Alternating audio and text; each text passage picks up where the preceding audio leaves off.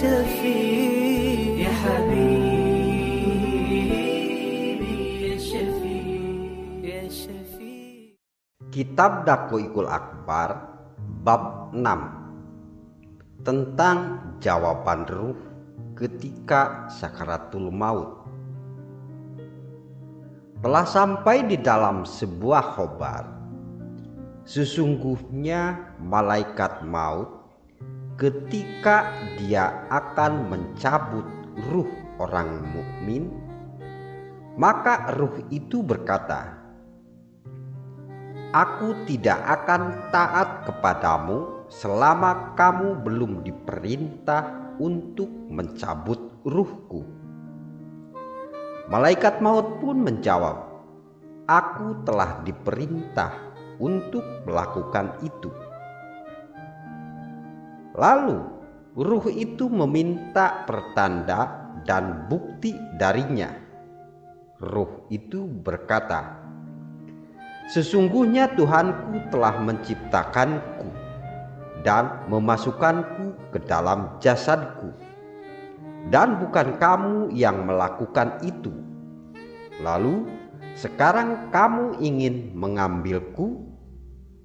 Malaikat maut pun kembali kepada Allah yang Maha Luhur. Lalu Allah yang Maha Luhur berkata, "Cabutlah ruh hambaku." Malaikat maut pun menjawab, "Wahai Tuhanku, sesungguhnya hambamu berkata seperti ini dan ini. Dia meminta bukti dariku." Lalu Allah yang Maha Luhur berkata, "Ruh hambaku benar." Kemudian Allah yang Maha Luhur berkata, "Wahai malaikat maut, pergilah ke surga dan ambillah sebuah apel. Itu merupakan pertanda dariku, dan perlihatkan buah apel itu kepada ruh hambaku."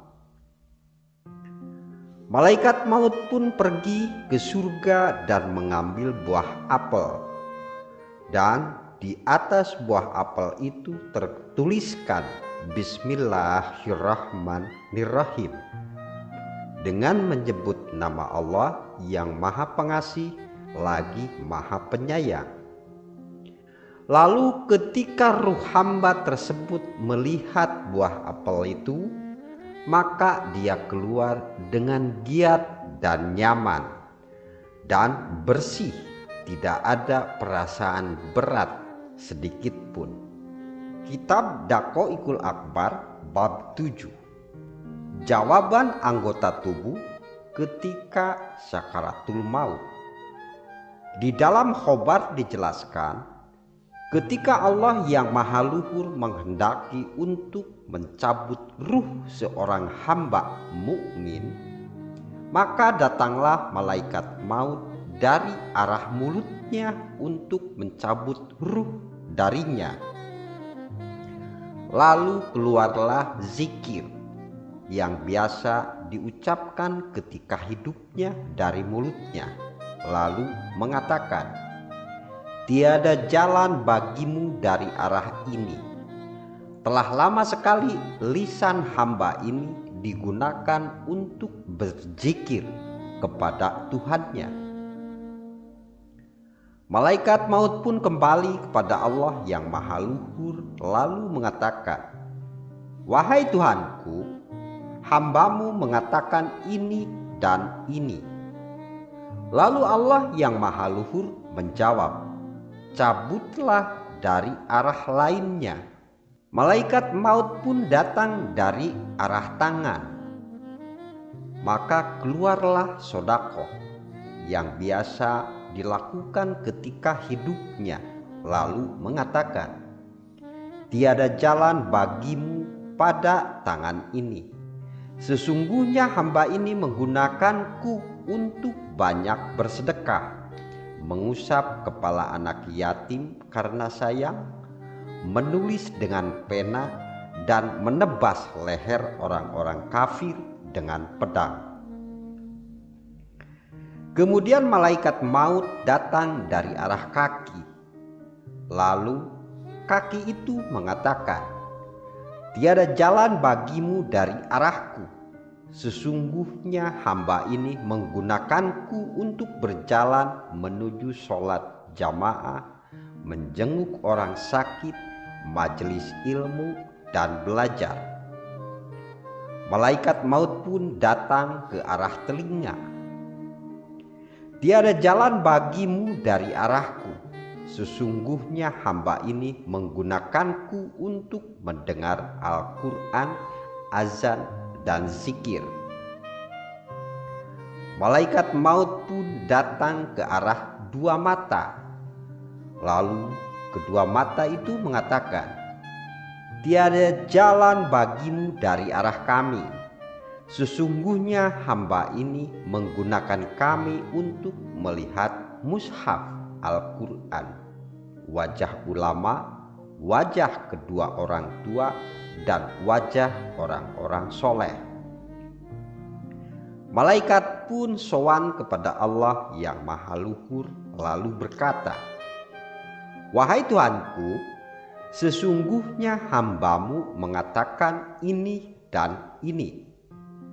Allah yang Maha Luhur pun menjawab, "Wahai malaikat maut, gantungkanlah tulisan namaku pada telapak tanganmu dan perlihatkan kepada ruh hambaku sehingga dia mengetahuinya." Malaikat maut pun keluar lalu menuliskan nama Allah pada telapak tangannya. Dia pun memperlihatkan kepada ruh hamba itu. Lalu ruh hamba itu menerimanya. Lalu keluarlah ruh hamba itu karena berkah nama Allah.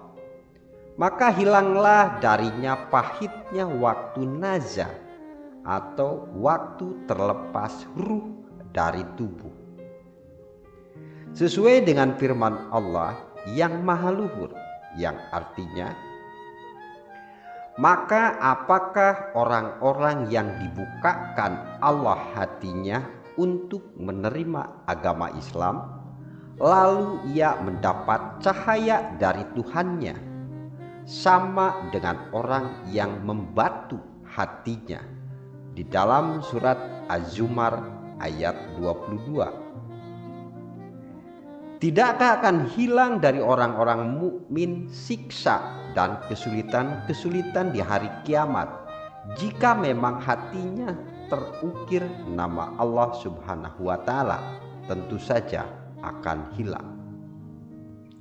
Dalam khobar lain dijelaskan, ada 5 perkara yang merupakan bisa mematikan dan 5 perkara lainnya adalah obatnya, yaitu dunia adalah bisa yang mematikan dan juhud adalah obatnya.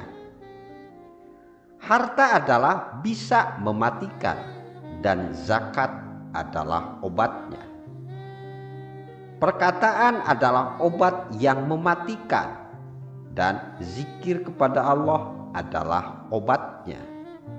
Seluruh umur adalah bisa yang mematikan dan taat kepada Allah adalah obatnya.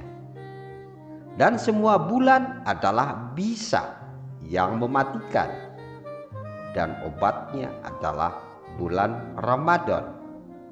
Dalam khobar lain dijelaskan, ketika seorang hamba jatuh pada waktu naza atau waktu terlepasnya ruh dari tubuh, maka akan menyeru orang yang menyeru dari arah Tuhan yang Maha Pengasih. Tinggallah dia sehingga dia bisa istirahat sesaat. Ketika ruh telah sampai pada dada, maka orang yang menyeru itu berkata, "Tinggallah dia sehingga dia bisa beristirahat sesaat." Begitu juga ketika ruh telah sampai pada kedua lutut dan pusar. Orang yang menyeru mengatakan hal yang sama. Dan ketika ruh telah sampai pada tenggorokan, datanglah seruan. Dan ketika ruh telah sampai pada tenggorokan, datanglah seruan. Tinggallah dia, sehingga anggota tubuh sebagian berpamitan dengan sebagian lainnya. Lalu mata yang satu berpamitan kepada mata yang lainnya. Dia mengatakan, "Semoga kesejahteraan tetap terlimpahkan kepadamu sampai hari kiamat." Begitu pula halnya dengan kedua telinga, kedua tangan, kedua kaki, dan ruh pun ikut berpamitan kepada tubuh. Maka kami memohon perlindungan kepada Allah agar terhindar dari berpamitannya iman kepada lisan. Dan kami memohon perlindungan kepada Allah agar terhindar dari berpamitannya makrifat kepada Allah dan iman kepada hati. Lalu tinggallah kedua tangan tak mampu bergerak, kedua kaki tanpa mampu bergerak, kedua mata tanpa mampu melihat, kedua telinga tanpa mampu mendengar, dan tubuh tanpa ruh. Dan jika saja lisan tertinggal tanpa iman dan hati tanpa makrifat kepada Allah, maka bagaimana keadaan seorang hamba di dalam liang lahat? Hamba itu tidak dapat melihat seorang pun, tidak bapak, tidak ibu, tidak anak-anak, tidak saudara-saudara, tidak teman-teman, tidak kendaraan, tidak hijau. Lalu jika dia tidak mengetahui Tuhan yang Maha Mulia, maka dia merugi dalam kerugian yang besar. Imam Abu Hanifah berkata, waktu yang paling banyak merampas iman dari seorang hamba adalah waktu naza, waktu terlepasnya ruh dari tubuh. Semoga Allah menjaga kita dan Anda semua dari terampasnya iman. Wallahu a'lam bishawab. Wassalamualaikum warahmatullahi wabarakatuh.